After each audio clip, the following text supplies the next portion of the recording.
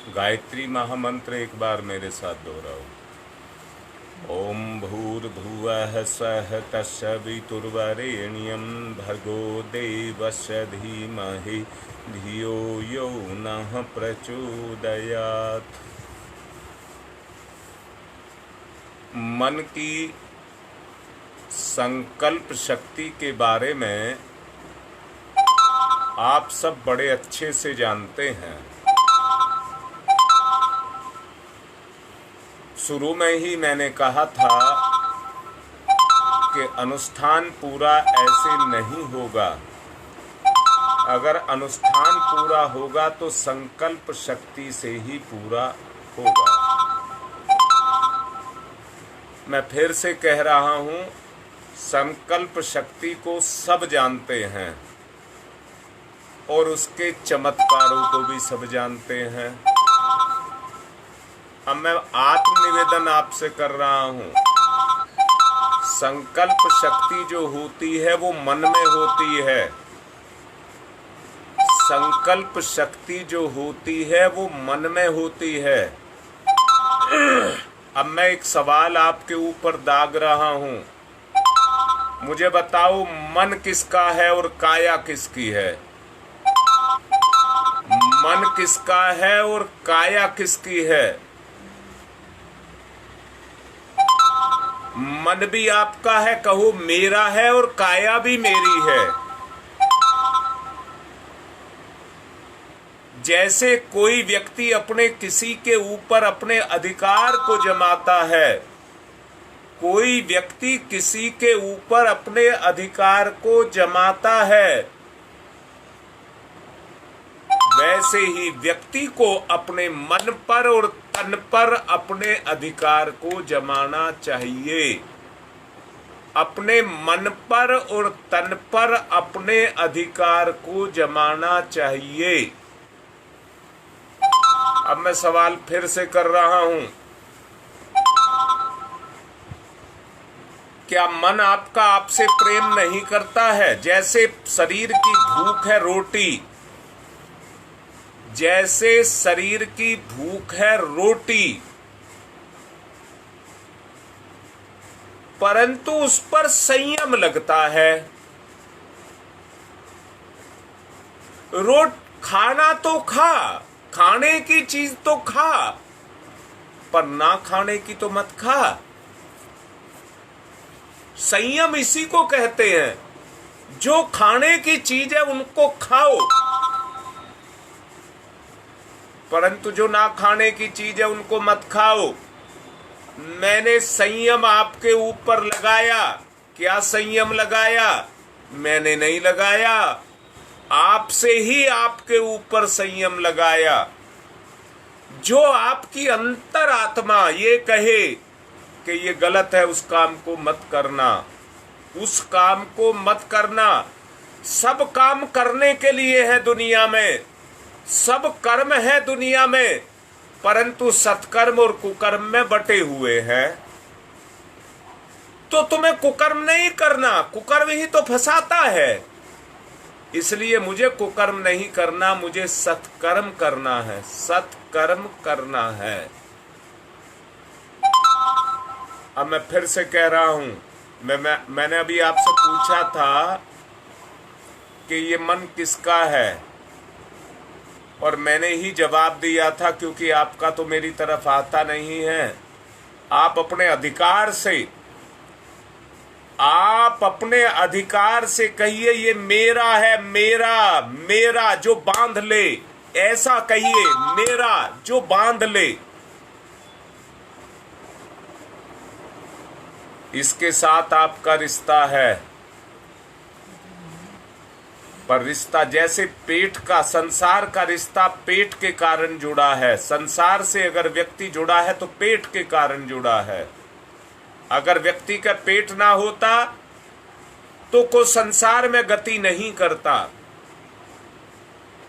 मन का भी रिश्ता है, मन का भी रिश्ता है, उसको कहते हैं प्रेम। उसी के कारण इस दुनिया में संबंध बने। मन के कारण ही इस दुनिया में संबंध है, रिश्ते हैं। आप चाह करके भी उनको छोड़ना चाहें तो अपने रिश्तों को आप नहीं छोड़ सकते, उन्होंने बांध करके रखा हुआ है। पर एक स्थिति पैदा हो गई है, बच्चा ये कहता मुझे घर की सब चीज अपनी लगती है, और माँ बाप कहते हैं आज मुझे संतान पराई लगती है। अंदर से टटोल करके देखना, जो बात बोल रहा हूं उसे गंभीरता से टटोलना। बच्चा तो कहता है मुझे सब चीज अपनी लगती हैं, मैं सबको से प्रेम करता हूं, परंतु याद रखना अपने स्वार्थ से प्रेम करता है, अपने स्वार्थ से प्रेम करता है। और माँ बाप को जो पराया लगता है वो इसलिए लगता है कि उसमें अपनापन नहीं है, प्रेम नहीं है, प्रेम नहीं है, वो पराई लगती है। अरे कैसी स्थिति पैदा हो गई, जिसने पैदा किया वही पराया बता रहा है। आज जिसने पैदा किया वही पराया बता रहा है। किसके कारण?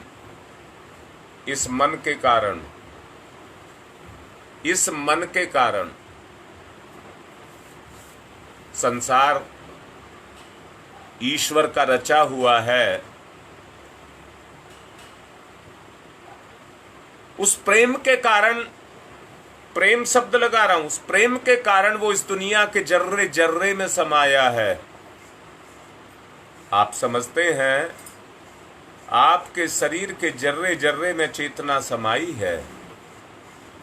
अगर किसी अंग की चेतना निकल जाती है तो वो निष्क्रिय ही नहीं, जड़ हो जाता है। निष्क्रिय ही नहीं होता, जड़ हो जाता है। आज व्यक्ति की भी कुछ स्थिति इस तरह की पैदा हो गई है। मैं बात को दोबारा से इसको यहीं रोक रहा हूं, पर एक बात पूछता हूं, तोल करके देखना।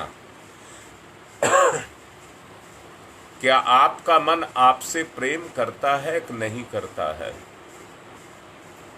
अपने उस समय को याद करके देखिए, अतीत में जहां आप पीछे जा सकते हैं। जब आप जाएंगे तो एक चीज को देखेंगे कि एक दिन मेरा जीवन कितना शानदार जीवन था। मन में आए हुए विकारों के कारण इसमें विकृति पैदा होती हुई चली गई। इस मन के अंदर विकृति पैदा होती चली गई। मन को अगर ठीक, देखिए, अगर शरीर को अगर ठीक रखा जा सकता है तो संयम से रखा जा सकता है, और मन को ठीक रखा जा सकता है तो वो तप से रखा जा सकता है, तप से। अगर शरीर को ठीक रखते हैं तो उसके लिए मैंने संयम कहा, परंतु संयम का मतलब है वो आत्म अनुशासन, जिसमें जीव कस करके अपने आपको बांध ले, कस करके अपने आप को बांध ले। किसमें? आत्म अनुशासन। आत्म अनुशासन कहा है, किसी और का अनुशासन नहीं कहा है। जब आत्म अनुशासन बनता है तो वो तन पर भी लगता है परंतु मन पर भी लगता है। आदमी तन से संयम बरत करके कर्म को करता है, संयम बरत करके तन से कर्म को करता है। तन का उद्देश्य कर्म ही है। तन की जो प्रणति है, मैं फिर से कहता हूं, आदमी अपनी मेहनत को रुपए में बदल लेता है, पर उस रुपए को वस्तु में बदल लेता है, साधन में बदल लेता है, भोग में बदल लेता है। ये कन्वर्जन हो गया, कन्वर्जन। ऐसे ही आत्म अनुशासन जब व्यक्ति अपने ऊपर लगाता है, आत्म अनुशासन, तो उस आत्म अनुशासन के कारण कसकर के जिस संयम को लगाता है, यहां मैं दोबारा से बोलूंगा एक शब्द, साइकिल चलाने वाला जिस साइकिल को चलाता है, अगर उसके पहिया के नट ढीले हो जाएं तो पहिया लचर पचर करने लगेगा, लचर पचर करने लगेगा, इधर उधर लुढ़कने लगेगा, गाड़ी ठीक से नहीं चल पाएगी। पर जब नट बोल्टों को टाइट कर देता है, लचर पचर में जोर भी ज्यादा लगाना पड़ता है, खतरा भी बना रहता है, झोंक मारती है, परंतु जब व्हील बोल्ट सब टाइट होते हैं तो कम ताकत में सन्न से गाड़ी चलती चली जाती है, कम ताकत में सन से गाड़ी चलती चली जाती है, कोई लचर पचर नहीं करती। अगर आत्म संयम आपने नहीं लगाया, कान खोल करके सुन लीजिए, अगर आपने आत्म संयम नहीं लगाया तो साफ साफ बोल रहा हूं, गाड़ी खटारा हो जाएगी, खटारा लचर पचर करेगी और आप ताकत लगाएंगे, परंतु उतना परिणाम आप नहीं पा पाएंगे जितना परिणाम के आप पाना चाहते हैं, उतना परिणाम आप नहीं पा पाएंगे। मैं बात को इसको भी यहां रोकता हूं, फिर दोबारा से शुरू से आता हूं। अपने अतीत में जाइए, जहां तक आपको याद हो, वहां पर मैं पूछता हूं, ये मन आपसे प्रेम करता था या नहीं करता था? और आज स्थिति ये है कि ये आपसे प्रेम नहीं करता है, पदार्थ से, भोग से, सुख से अब ये प्रेम करता है। पहचान लीजिए ठीक से, आपसे प्रेम नहीं करता है, आपका है, परंतु ये अब आपसे प्रेम नहीं करता है। ये किससे प्रेम करता है? भोग से, स्वार्थ से, सुख से, उनसे ये प्रेम करता है। दोबारा से बोल रहा हूं, ठीक से समझ लेना। करना कुछ ना पड़े और सब मिल जाए, इसको कहते हैं सुख। करना कुछ ना पड़े और सब मुझे मिल जाए, इसको कहते हैं सुख। अब स्वार्थ किसे कहते हैं? देना कुछ ना पड़े और सारी चीज मेरी, देना कुछ ना पड़े और सारी चीज मेरी। अब भोग किसको कहते हैं? इंद्रियों के सुख को। हो क्या गया?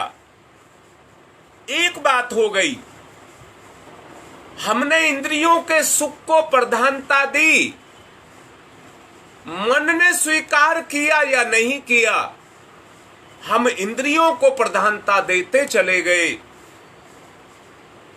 और इंद्रियों के सुख की पूर्ति करते चले गए। मन उसका बार बार के अभ्यास से उसका आदी हो गया। अब मन आपसे प्यार नहीं करता, साफ साफ सुन लेना।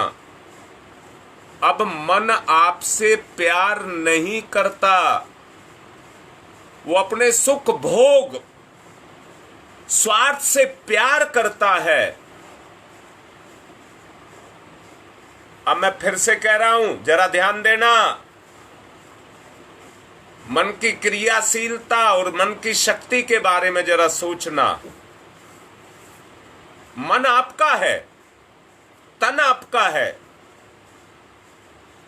मन की क्रियाशीलता दोनों तरफ है, शरीर में भी है, इंद्रियों के माध्यम से, और ब्रह्मांड में भी है, परम चेतना में भी है, बुद्धि के माध्यम से, बुद्धि के माध्यम से।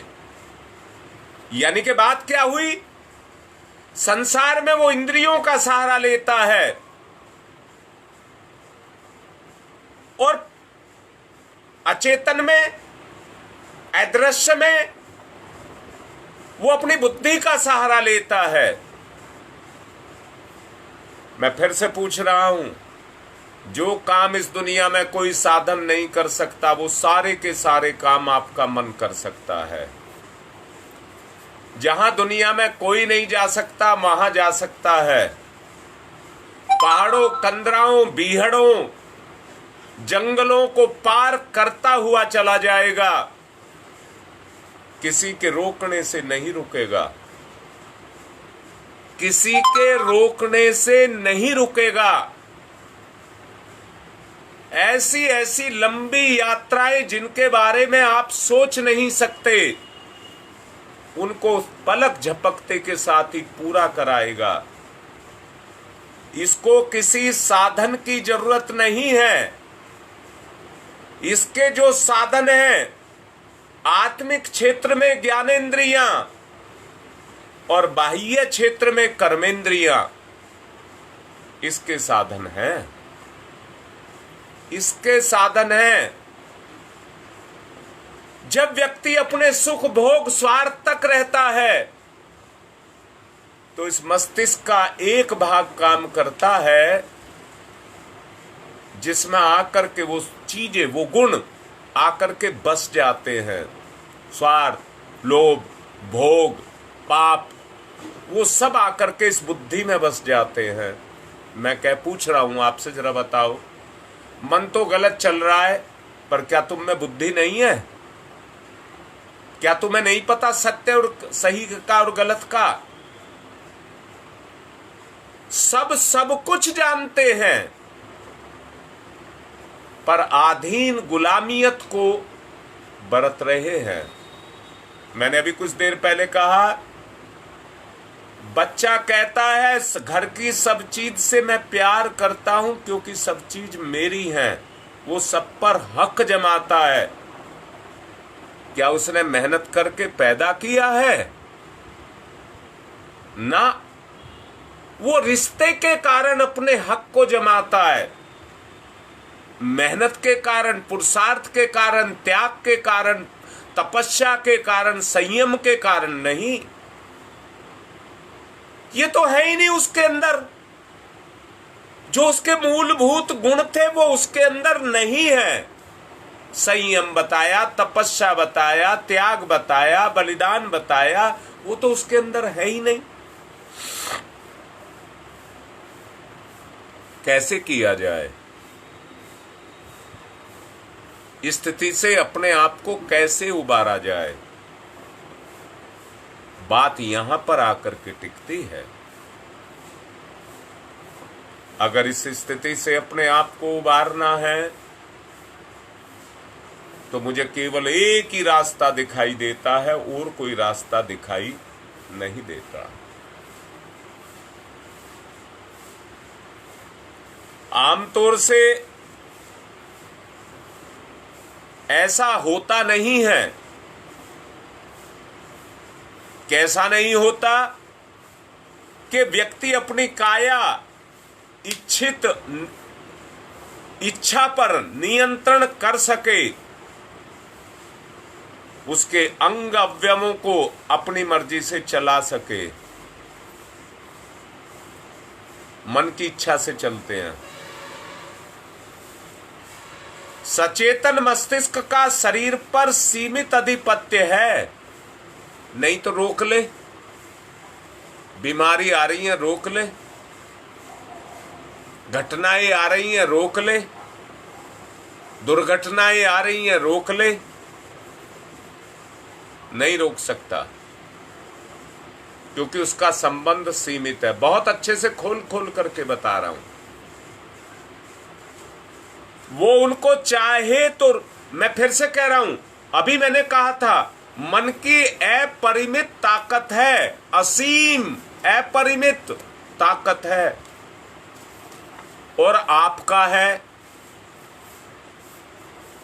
परंतु स्वार्थ के लिए आपका है, अपने हित के लिए आपका है, आपके लिए आपका नहीं है।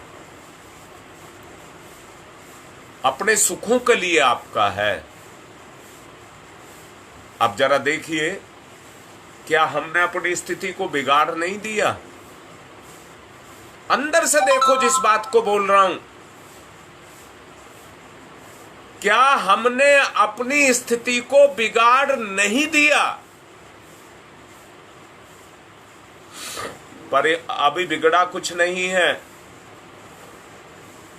अनुष्ठानरत हो, अभी बिगड़ा कुछ नहीं है।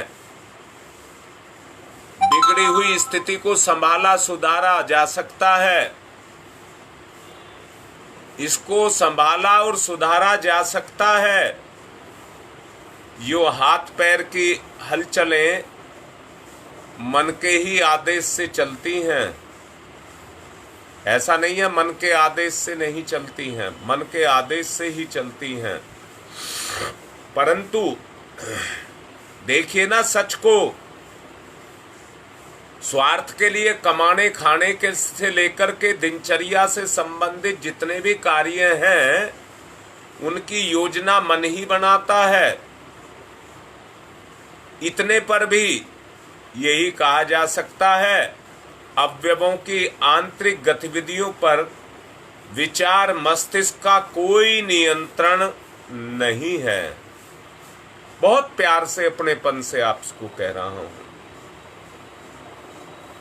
सोचो आप किस अवस्था में हैं।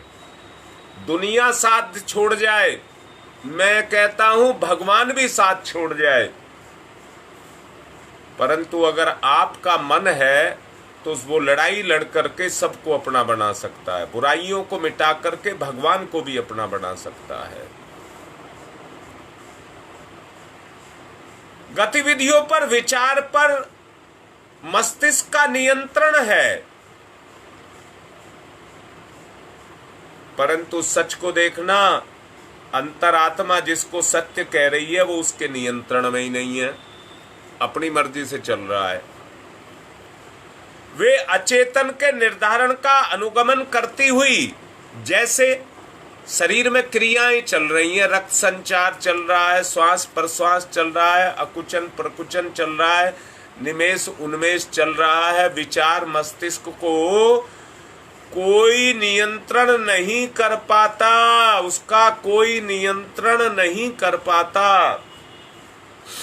इसलिए स्थिति का बैलेंस, उसका संतुलन बिगड़ता हुआ चला जाता है। उनमें से किसी भी स्वसंचालित गतिविधियों को आप रोक करके देख लीजिए, रुकेंगी नहीं आपसे, परंतु चल रही हैं तो कोई तो शक्ति उसके पीछे काम कर रही है। मैंने कहा है पेट का पाचन तंत्र है, पेट आपका है, शरीर आपका है, मन आपका है, सब चीज आपका है, परंतु पाचन तंत्र तो आपके हाथ में नहीं है, आपके हाथ में नहीं है। आपके घर में 4-5 सदस्य हो सकते हैं, सबके पेट में पाचन तंत्र है, परंतु किसी का पाचन तंत्र जब अपने ही कंट्रोल में नहीं है तो दूसरे के में कैसे हो सकता है। याद रखना, यहां पर नियंत्रण की, कंट्रोल की स्थिति को पैदा करना होता है।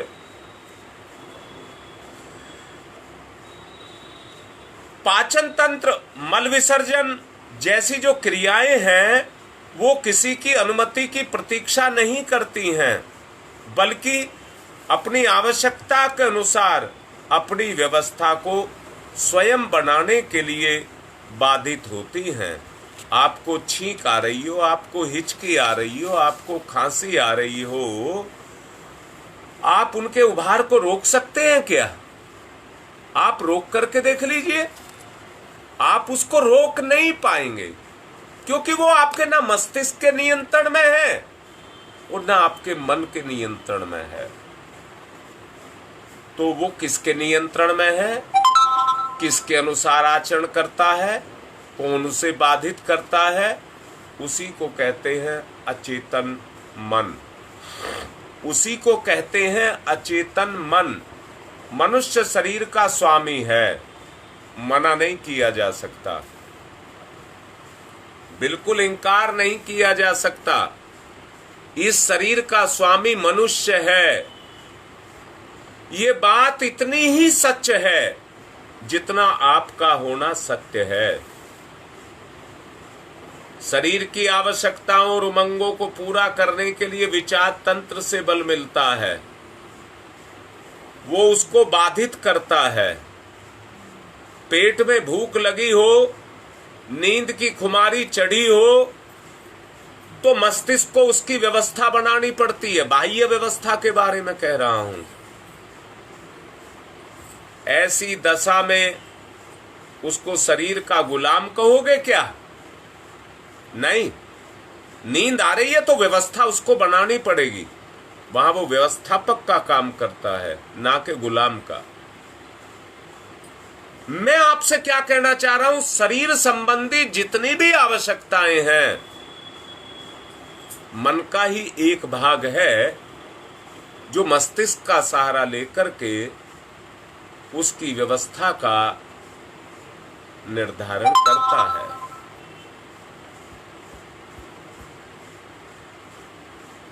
श्रम के द्वारा, कर्म के द्वारा हमें उस व्यवस्था के अंदर आकर के अपनी आवश्यकताओं की पूर्ति के लिए अपने आपे को तन मन से सक्रिय होना पड़ता है।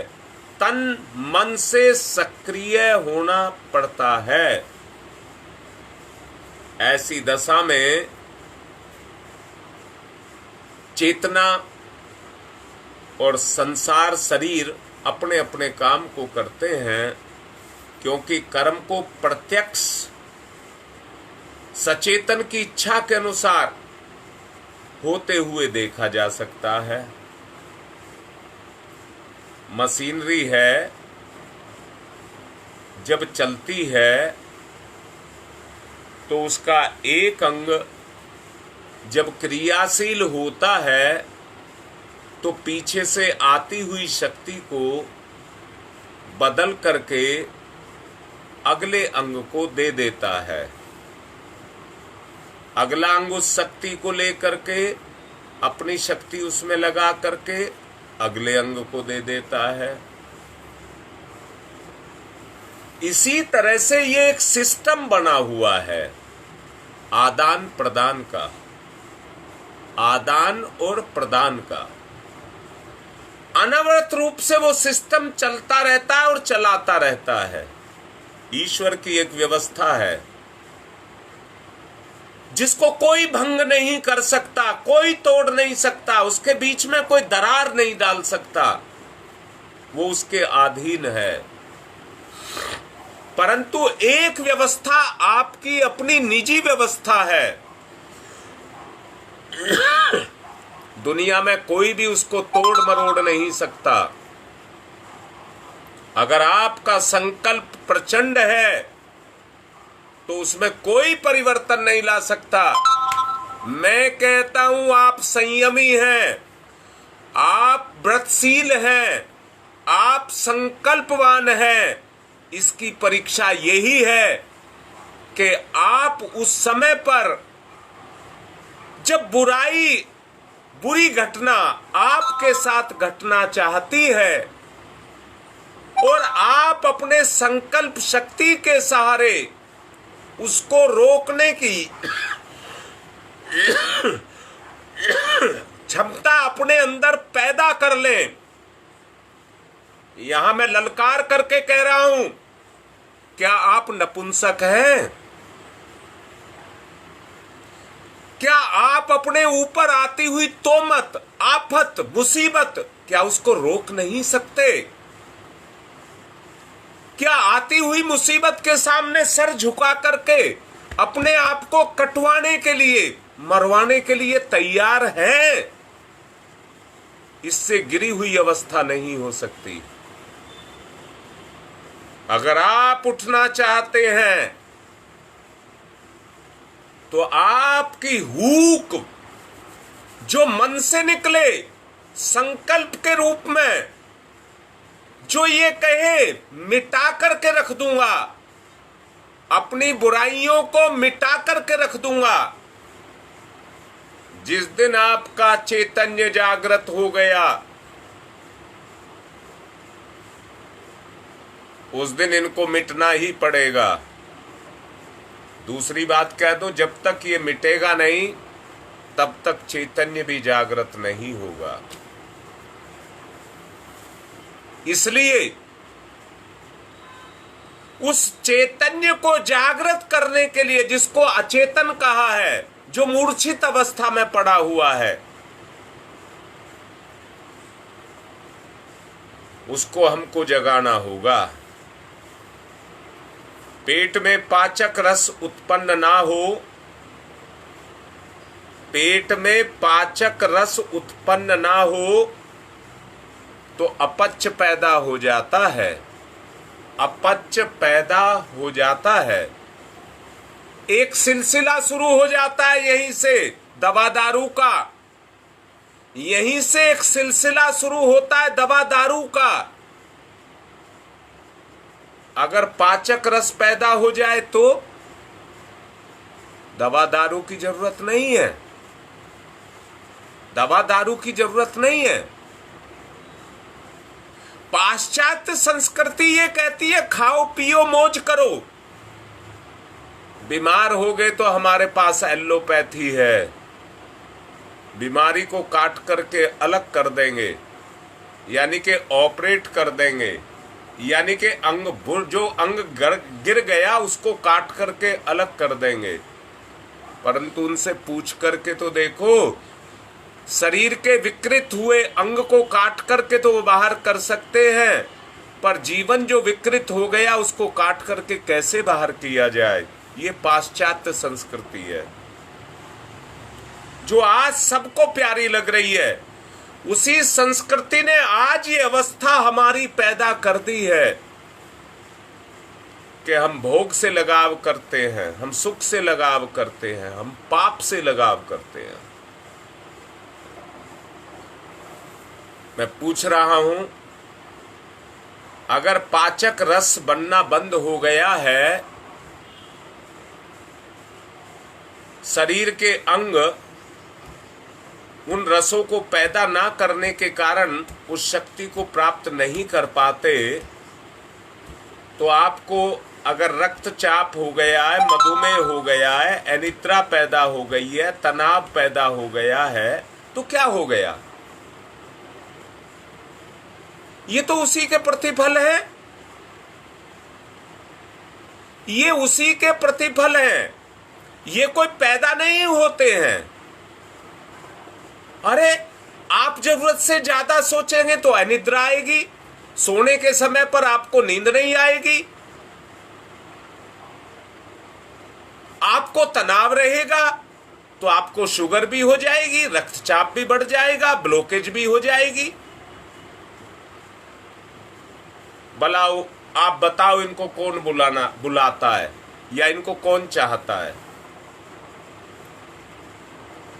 वे तो अनचाहे मेहमान की तरह से अनायास ही आकर के धमक जाते हैं। जब धमकते हैं तो आपके ऊपर अपना कब्जा जमा लेते हैं और कहते हैं अब हमें मिटा करके दिखाओ, अब हमें भगा करके मिटा करके दिखाओ। हमने आपका पाचक रस बनाना बंद कर दिया, आपके शरीर में जो सिस्टम है उसको चलाने वाला, जो मैंने कहा मेष उन्मेष, ये जितनी भी चीजें हैं जो आपके अंदर चलती हैं उन सबको उसने बंद कर दिया। अब बिगाड़ो, उसका क्या बिगाड़ोगे? आप कुछ नहीं कर सकते, आप लाचार हैं, आप कुछ नहीं कर सकते, आप लाचार हैं। अगर अपनी लाचारी, अपनी कमजोरी को आप मिटाना चाहते हैं तो उसका मात्र एकमात्र रास्ता है शरीर पर संयम, इंद्रियों पर संयम। इंद्रिय, मैंने 4 संयम बताए थे, 4 संयम। मैंने एक बात कहा था, जैसे ध्यान व्यापक है, इस 5 तत्वों में आकाश सबसे व्यापक है, चारों उसी के अंदर समाये हैं। इंद्रिय संयम भी उतना ही व्यापक है, उसके अंदर सारी आपकी दुनिया समाई है। जब तक व्यक्ति इंद्रिय संयम नहीं करेगा, शारीरिक संतुलन नहीं बनेगा। अगर वो संतुलित रहना चाहता है, अगर वो संतुलित रहना चाहता है, तो उसके लिए बहुत जरूरी एक ही बात है, वो किसी तरह से भी संयम का इस्तेमाल करे, संयम को बरते। उसके बगैर कोई मतलब नहीं है, कोई अध्यात्म नहीं है। सिर्फ अध्यात्म की शुरुआत ही यहां से होती है कि हम अपने आप को संयम में, अनुशासन में बांध लें। और अनुशासन मैंने कहा है आत्मा का। ना कोई भगवान को नहीं मानता। मैंने भी कहा है कि एक बेटा कहता है मेरा सब पर राज है, मेरा सब कुछ है, बाप की दौलत सारी मेरी है। ऐसे ही भक्त भी भगवान से कहता है मैं तुझको बहुत मानता हूं, बहुत चाहता हूं, पर तेरी सारी दौलत मेरी है। और मैं मना नहीं कर रहा, माँ बाप की दौलत माँ बाप के लिए नहीं, उसकी संतान के लिए होती है। परंतु संतान को दौलत पर नहीं, माँ बाप पर अपनी पकड़ रखनी चाहिए, माँ बाप को अपना बनाना चाहिए, तभी वो दौलत को इस्तेमाल करने का अधिकार रखता है। मैं आपसे पूछता हूँ, संतान को क्या अधिकार है कि माँ बाप की दौलत को ले? अगर माँ बाप की दौलत को लेना चाहता है तो उसके लिए सेवा भावी उसको होना पड़ेगा, अपने आप ही दे देगा। भगवान से भगवान की दौलत को अगर आप लेना चाहते हैं तो आपको भी सेवा भावी बनना पड़ेगा। भगवान पर निश्चित रूप से आपका अधिकार है, हक है, आपका है, भगवान निश्चित रूप से आपका है। परंतु आप अपनी बुराइयों के लिए, अपने सुखों के लिए भगवान को अपना बनाना चाहते हैं, उसके अनुशासन को तोड़ करके बनाना चाहते हैं, तो वो कदापि किसी का नहीं बन सकता। जब सांसारिक कोई भी रिश्ता स्वार्थ में किसी का नहीं होता, मैं भाई बहन का रिश्ता कह रहा हूं, मैं भाई बहन का रिश्ता कह रहा हूं, भाई बहन के रिश्ते में भी अगर स्वार्थ, किसी भी रिश्ते में अगर स्वार्थ आ गया तो वो रिश्ता परफेक्ट नहीं हो सकता, पूर्ण नहीं हो सकता। ना ना ना, वो लंबा नहीं चल सकता। अगर लंबा चलाना है तो उसमें आदर्श होना चाहिए, संयम होना चाहिए, अनुशासन होना चाहिए। ये जितना बंद करके रहेगा उतना ही सटीक चलेगा, सर से चलेगा, फटाफट चलेगा। फिर से कह रहा हूं, ना कोई कुछ लेकर के आया था और ना कोई कुछ लेकर के जाएगा। सब संसार से मिला है और सब संसार में ही रह जाएगा। जीव इस दुनिया में कर्म करने के लिए आया है, निष्प्रह रह करके कर्म को करेगा तो अपनी अंतरात्मा को कलंकित नहीं करेगा, अपनी अंतरात्मा को कलंकित नहीं करेगा। अब दूसरी बात कह करके अपनी बात को पूर्ण करना चाहता हूं। अगर कलंक लग गए हैं और उनको धोना है तो मन को धोना पड़ेगा। कलंक जितने भी लगते हैं वो मन को लगते हैं, और ये किसी और ने नहीं लगाए। मन तो आपको बहुत चाहता है, परंतु आप मन को नहीं चाहते। सच को देखना, जितना मन आपको चाहता है आप मन को नहीं चाहते। आप तो सुख को, स्वार्थ को, भोग को चाहते हैं, और उसी ने आपकी स्थिति को बिगाड़ करके रख दिया। उसी ने आपकी स्थिति को इस अवस्था में ला करके खड़ा करके रख दिया। मैं आत्मिक निवेदन के साथ फिर से कह रहा हूं, समय पूरा हो चुका है, इसलिए अपनी बात को विराम की तरफ लेकर के जा रहा हूं। बहुत शीघ्र, अब बहुत समय नहीं रहा है।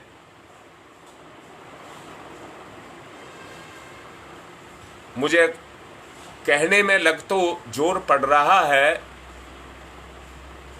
परंतु आने वाली 14 तारीख तक देख लेना कितना बड़ा परिवर्तन आएगा। आने वाली 14 तारीख तक देख लेना कितना बड़ा परिवर्तन आपके अंदर आएगा।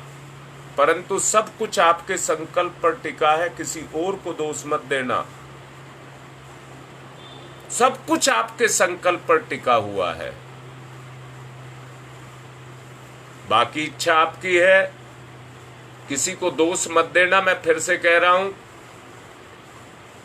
मुझे कोई दोष दे या मेरे गुरु को कोई दोष दे, उसको मैं स्वीकार नहीं करूंगा।